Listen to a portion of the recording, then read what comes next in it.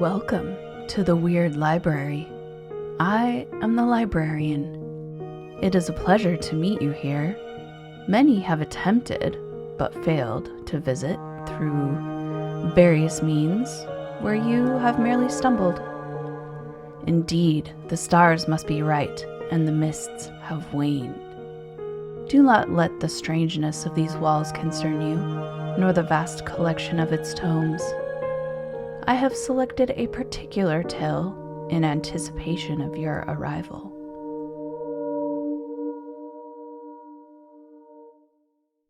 Today is the spring equinox, a time of equal day and night, a transitional space between the seasons. In this vein, I have selected two stories for a special double feature that will bring you to an opening in the forest, a magical place for transformations. Our first story, The Bride of Starfire Hallow, is by Cassandra Celia. Cassandra Celia, they, them, is a Maryland bookseller turned author who writes dark, weird, and horrific lit fiction. Their work includes The Elric Undoing and their newest release, House of Harrow. They're obsessed with stories that blur the lines between love and death, beauty and rot, and endings that don't feel like endings at all. Cassandra finds inspiration in haunting art, unsettling media, and has a particular fondness for angry, scorned women clawing their way through the dark. Our second story, The Beast of Villanor, is by Max D. Stanton. Max D. Stanton is a bookish, morbid Dungeons & Dragons nerd who lives in Philadelphia with his common-law wife, their hound, and an ever-growing collection of cats. An unexpected meeting with the devil inspired Max to take up writing. His first short story collection, A Season of Loathsome Miracles, is available from Trepidatio Publishing. The Bride of Starfire Hallow by Cassandra Celia. Read by Bridget Brynmark. Starfire Hallow was quiet, in a valley where silver mists curled over wildflower-dappled hills, and the air smelled faintly of honeysuckle and rain. Trees had leaves the color of burnished gold, and the rivers shimmered as though lit by starlight. Magic clung to the underbrush and danced in the riverlight. The wild folk who carried it in their eyes spoke in riddles and vanished like smoke. Stories drifted beyond its borders, of promises made and broken by dawn, of those who wandered too deep and never returned. Because once a bride stepped into Starfire Hallow. The wind tugged at her veil, spun from moon thread. Her hair flowed in loose curls down her back, threaded with pearls and dew-kissed lilies. Around her neck hung a single gem and opal the size of a robin's egg. Long ago, her great-grandmother crossed into Starfire Hallow with a cedarwood box clutched to her chest, smelling of smoke and wet bark. They say the river light dimmed the moment her fingers touched the water. The stars vanished from the sky, trapped, stolen. The box remained in her family's possession, locked and humming. Generations turned like pages in a half-remembered tale, but the Hallow never forgot. The river carried secrets downstream, murmuring of the night the stars dimmed. Every daughter born after was watched a little longer, her silences measured, her gaze studied for flickers of something ancient. The box was passed down like a burden disguised as inheritance, waiting. And now her great-granddaughter walked the same path. The girl, Alira, came alone, her steps silent on the mossy ground. The box had long since reopened, the power within reshaped. The light once locked away now rested against the girl's chest, forged into a pendant that pulsed with hunger. The gem was a dowry of sorts, though no one living offered for her hand. Alira. The voice echoed through her mind, clearer now than it had ever been in her dreams. It spoke her name in a tongue she didn't recognize, yet somehow understood, each syllable resonating like the notes of a half-remembered song. Here in Starfire Hallow, The sound rang stronger, as if the valley itself carried it. She stilled, breath-catching. The Guardian. In her village, beyond the edge of the valley, stories spoke of a presence bound to the hollow, a being not quite man, not quite beast, something liminal, born of starlight and soil, bound by ancient magic, bound once by the same power her great-grandmother had taken when she touched the magic in the river. The moment that magic was stolen, the bond shattered, a pact older than memory, undone. And that was why Elric had returned, to make it whole again. At the center of Starfire Hallow, in a clearing encircled by silver willows, stood a stone altar covered in moss and tiny white flowers. Above it, suspended in midair, hovered a crown wrought of crystal and star metal. Elric stepped forward, breath shallow. She removed the gem from her neck and placed it on the altar, desperate to flee. From the shadows between the trees, something stirred. Mist gathered, coalescing into a form, tall, strange, and beautiful. He had eyes like sunlit ice and antlers wreathed in morning glory vines. His skin shimmered like rain on leaves, and his hair was as glossy as a midnight stream. "I have waited," he said, his voice like a song through harp strings, felt more than heard. "So long. Why do you carry me, unwilling bride?" "Because they say I must," she whispered, eyes creased with worry. "I was sworn into a debt I never made." The gem's light deepened. "I am not a chain." Tears welled in Elric's eyes. "Then let me be free." The woods rustled in reply, petals and leaves stirring, though no breeze blew. "I did not ask for you, bride," the Guardian said, smiling softly. "I only listened. Our marriage saves your magic, your family, what you stole from me and my river." Elric touched it. It was warm, pulsing in rhythm with her heart. "I do not want to marry for duty." "I do not want to be restored through obligation," he replied gently. "But these are the cards we were dealt." He reached for her hand. Elric stepped back. "No," she said, voice shaking. The gem flared on the altar, sudden and searing. The light curled around her like vines, pulsing with heat and ancient will. Flowers burst into bloom, but not gently. They cracked through soil with a frantic urgency. The Guardian moved closer. "The Hollow remembers what was taken." He took her hands before she could pull away. Elric cried out as magic surged through her, not soft but relentless, reshaping her from the inside out. Her hair turned wild, crowned in the forest against her will. The opal's fire flooded her veins until what was left of her spilled into the river. Until she was gone. They don't say her name. Not because they've forgotten, but because it doesn't feel right anymore. You'll see her sometimes, just past the tree line, where the light starts to bend and the wind doesn't follow. Barefoot, hair dripping river water, eyes too bright. She watches.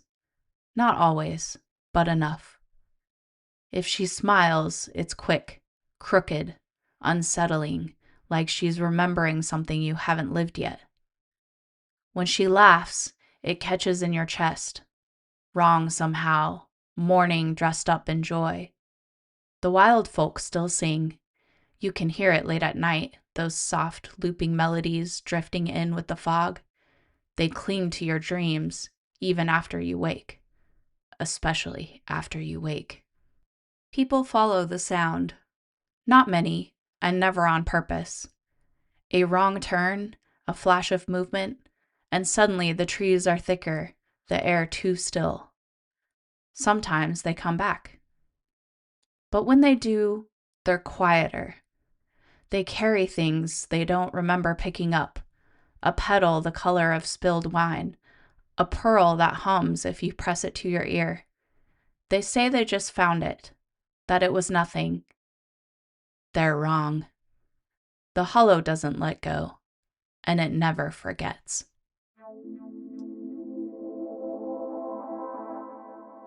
The Beast of Villanor by Max D. Stanton. Heinrich trudged naked through the forest, his breath steaming in the cold, his bare feet crunching skin deep through the snow with each step. In his right hand, he clutched a short-bladed silver knife. He had brought it to skin himself alive. A sprig of wolfsbane protruded from between his thin lips, the deadly flower so bitter that it twisted his face into a pained leer. Moonlight illuminated a clearing in the pines where 7 standing stones stood vigil in a circle. These were the moonstones, pillars older than the ground they stood upon, and this was a place where good Christians did not go. Some pious fool had erected a crude cross of saplings at the edge of the clearing, as if to offer up opposition to the moonstone's heathen power. Heinrich snorted and pulled the cross down. Jesus was not welcome here, especially not tonight. Heinrich's stomach hurt. His feet were so numb that he couldn't feel them, and his face and mouth were hurrying to join them. But at least the poison distracted him from the cold. He walked into the center of the circle and recited the ancient rhyme. Tasting wolfsbane at the moonstones will cause the wolf to hearken. The man who throws his flesh aside may strike a wolfish bargain. The madman chewed on his wolfsbane. Bitterness surged up all through him. But he was used to bitterness. Bitterness had brought him here. Dizziness and cold threatened to overwhelm him, and he stumbled, catching himself against one of the standing stones. The rock was smooth and unearthly beneath his fingertips.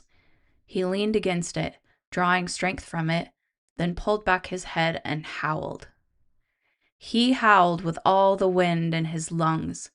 He howled with all the hate in his heart. Travelers far away, hearing that awful sound, crossed themselves and hurried for home.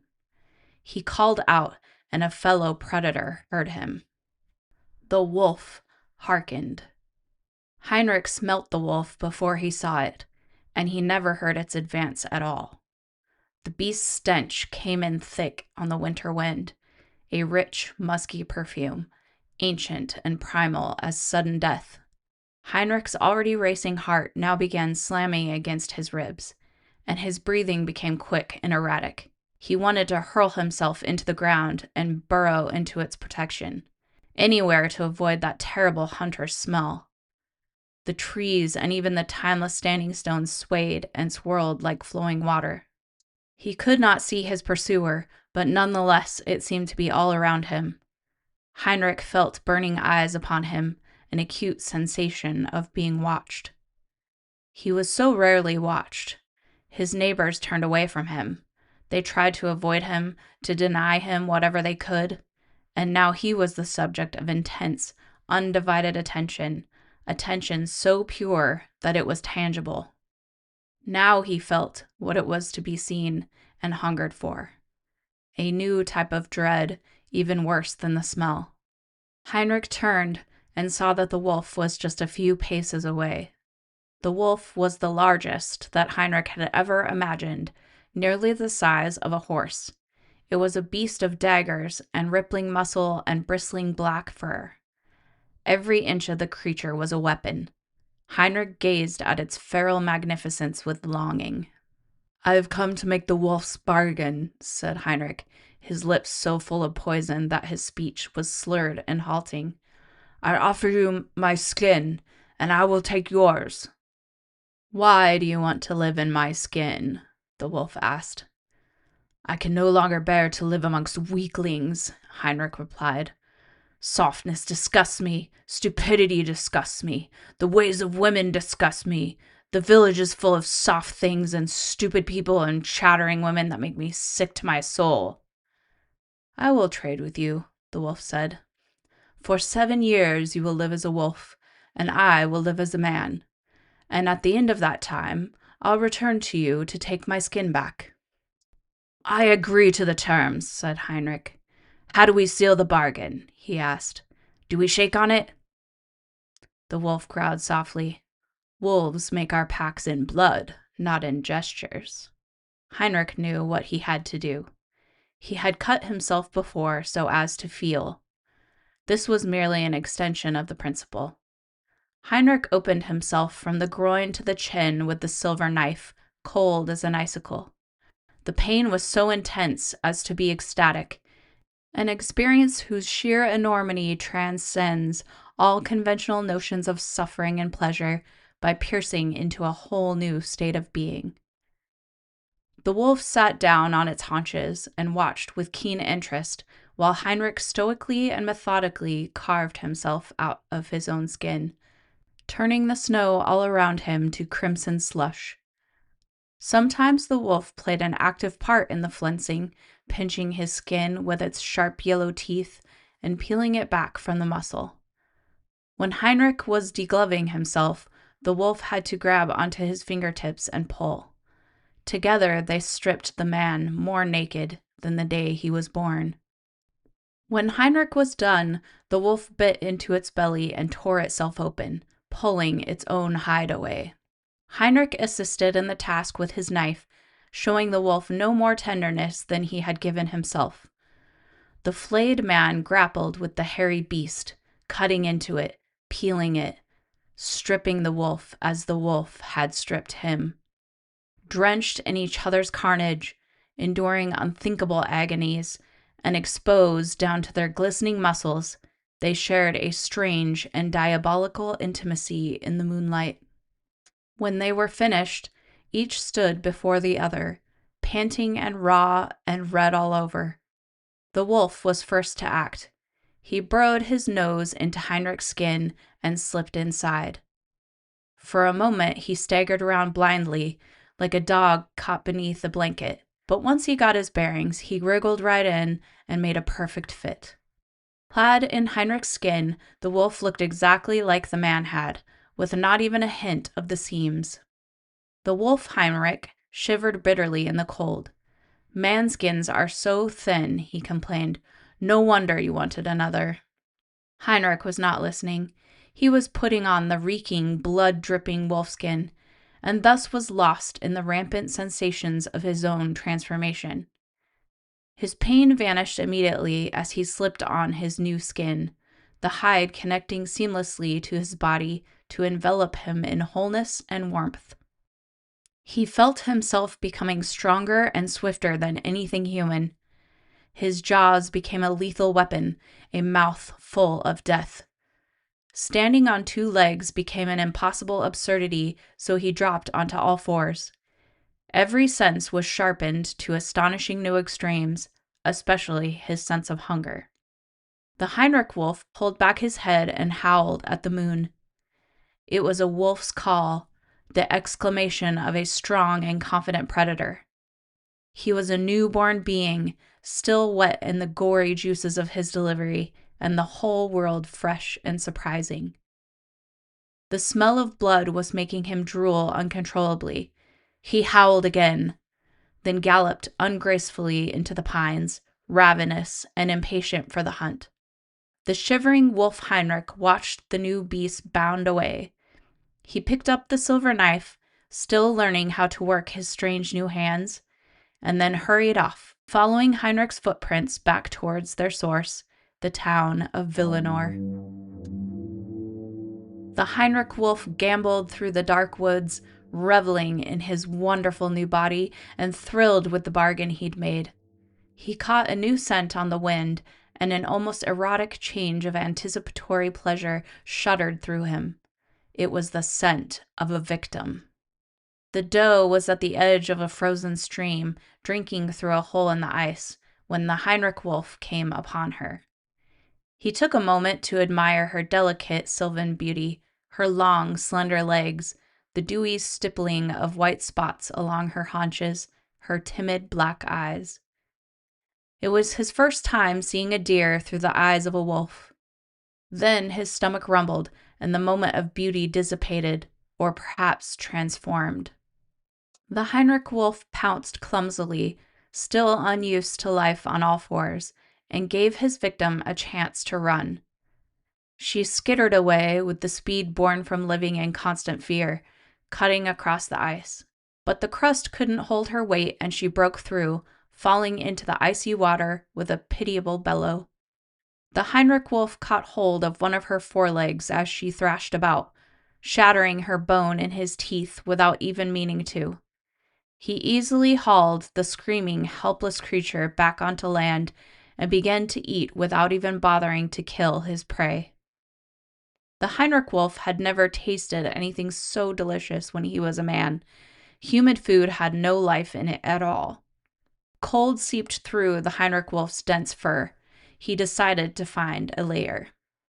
He smelled the musk of a bear and followed the odor to the cave where the Bruin lay hibernating. But even a sleeping bear was dangerous prey. The Heinrich wolf peered into the cave and saw a fortress-like wall of muscle heaving and huffing in the dark. Craving the challenge as much as he had craved the deer's hot flesh, he leapt onto the bear and sunk his teeth into it. The battle lasted until dawn, bear and wolf tearing at each other in a desperate struggle for survival, until at last the bear collapsed from its wounds. Having won a home through conquest, the Heinrich wolf collapsed into death-like sleep even as his enemy bled out. I have made a good bargain, he thought to himself right before the dark closed in. The Heinrich wolf easily adjusted to life in the woods, which were for him both a playing ground and an endlessly bountiful table. He dug shrieking rabbits and foxes out of their burrows and ate them in a single bite, or, if he was in the mood for something livelier, would break into a badger's den. He fought with boars, pitting his teeth against their tusks and his strength against theirs. Sometimes he brought down elk, eating only their majestic, toothsome hearts and leaving the rest for the crows. His lair filled up with shattered bones, for he was tidy in neither human nor lupine form. Eventually, the Heinrich wolf became lazy and bored with the thrill of the hunt, and so he took to stealing sheep. They required no more effort than plucking them out of the flock. Besides, he found it more satisfying when 100 things were screaming at him all at once. One night, he was hauling off a shrieking ewe when a stone bounced against his shoulder. He had smelled the shepherd coming, but was surprised the kid had the guts for this. The Heinrich wolf effortlessly snapped the ewe's neck and turned to face its protector, a tow-headed youth who dropped his slingshot and shit his pants. To the Heinrich wolf's amusement, he recognized the boy. He was the brat of Louisa.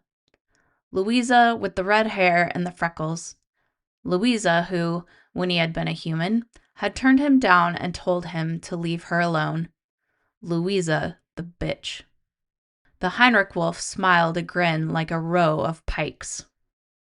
Louisa found her son's head on her doorstep that morning, just as dawn was peeking over the horizon. The Heinrich wolf heard her screaming from miles away. He got her husband just 3 days later. The Heinrich wolf stalked him from his own home all the way to the churchyard, and fell upon him as he was mourning his son. The beast was still digesting his feast of a few days ago, so he did not finish the man, but rather left most of him strewn about his child's grave. The Heinrich wolf would have laughed if he still could. He let Louisa suffer until the next full moon, and then he lost his temper and dragged her out of her bed in the middle of the night and ate her alive. So began the legend of the Beast of Villanor. The Heinrich wolf kept to his woods, for the most part, keeping a wary distance from the folk who used to be his neighbors. But every once in a while, he decided to wallow in his meanness and go out reaving. Despite his transformation, he held tight to every one of the grudges he'd accumulated in his human days.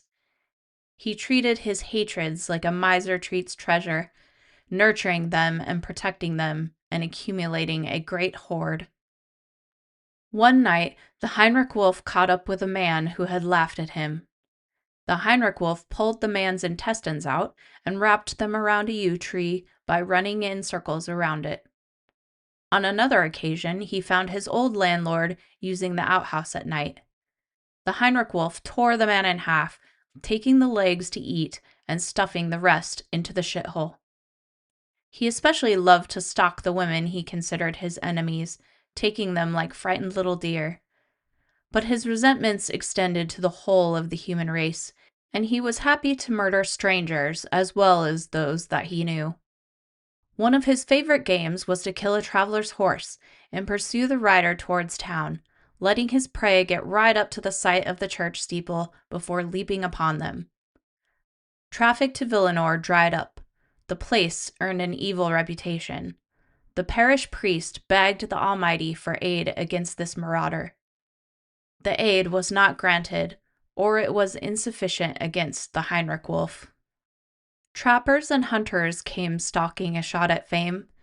The Heinrich wolf played with them like a cat with mice. He chased a seasoned woodsman back into his own leg-hole trap and spent 2 days taking him to pieces a bite at a time. He killed every dog sent after him, emptying the kennels. Life in Villanor lost its pleasures, replaced by an ache of ceaseless anxiety.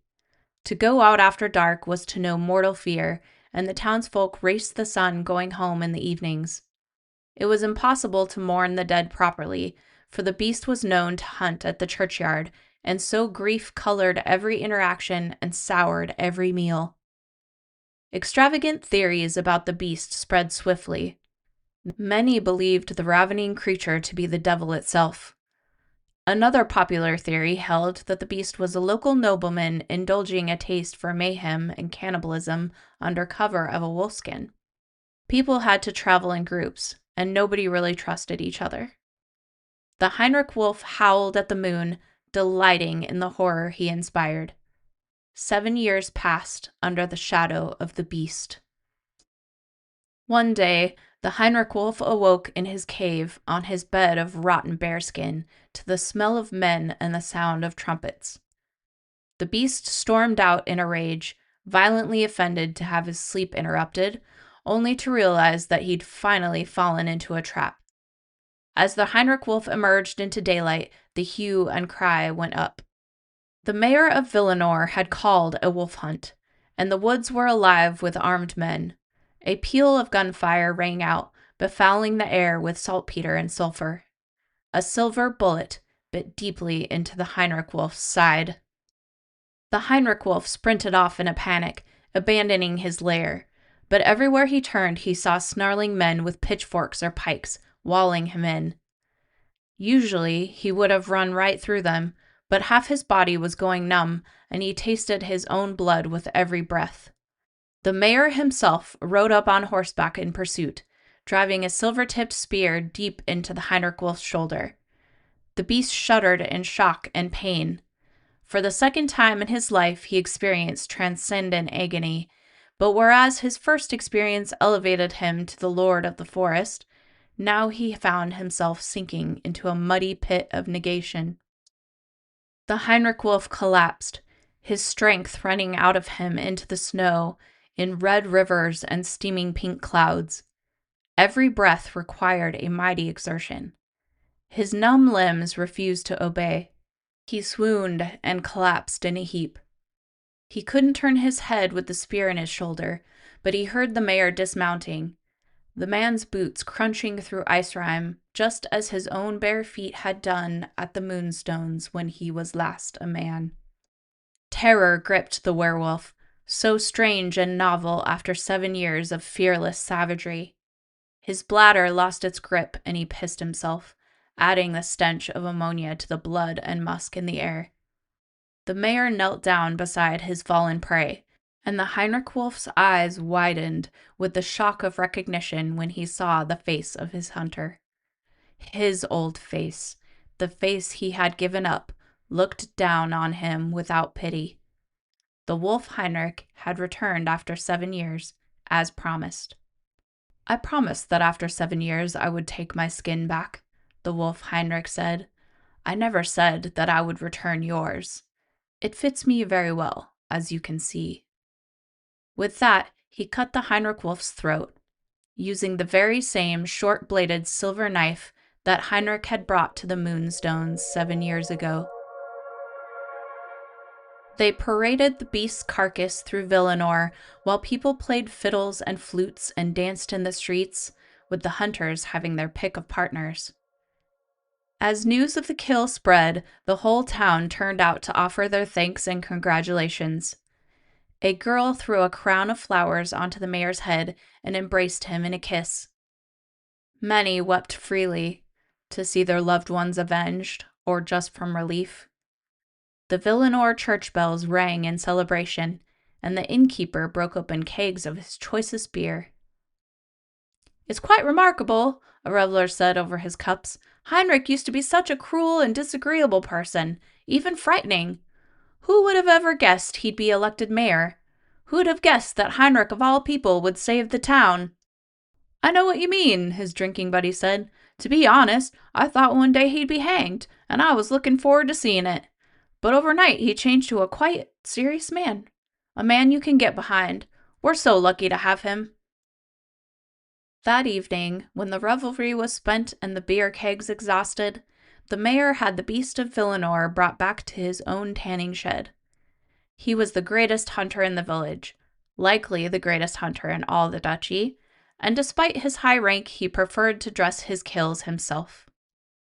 The mayor skinned the beast of Villanor with the greatest care and precision, separating skin and hair from muscle and bone with a surgeon's ruthless patience, pausing frequently to sharpen his blade. When he was finished, his own skin, lost these past 7 years, lay stretched out before him on a wooden rack. He ran his fingers through the coarse, wiry fur with interest but no sentimentality. The transformed beast experienced a wholeness that he had not felt since his skinning. The wolf mayor lived the rest of his life in human form. He was beloved by his people as the man who had saved them all from the beast of Villanor, a story that was told and retold for generations and grew each time in the telling. But none of his people ever knew his full part in the tale. They knew him only as Mayor Heinrich, the despised outcast who had turned his life around to become a beloved leader and hero. The wolf mayor kept his pelt in his study, displayed above the fireplace. One night, when the moon was full and bright, he poured himself a glass of brandy and stared at his trophy, pondering the life that used to be and the life that was. The transformed beast gave a wolfish grunt of satisfaction. He finished his drink and warmed his hands by the fire.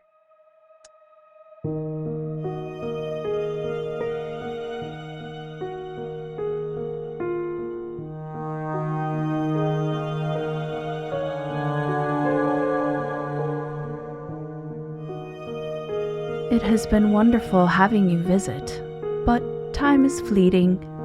The universe has begun to shift away from our convergence, for now.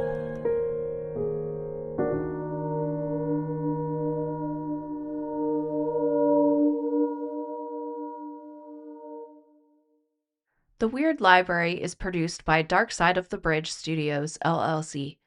Audio editing and music by Bridget Brenmark.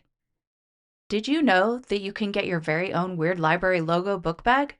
Check out all of our merch at www.weirdlibrary.com.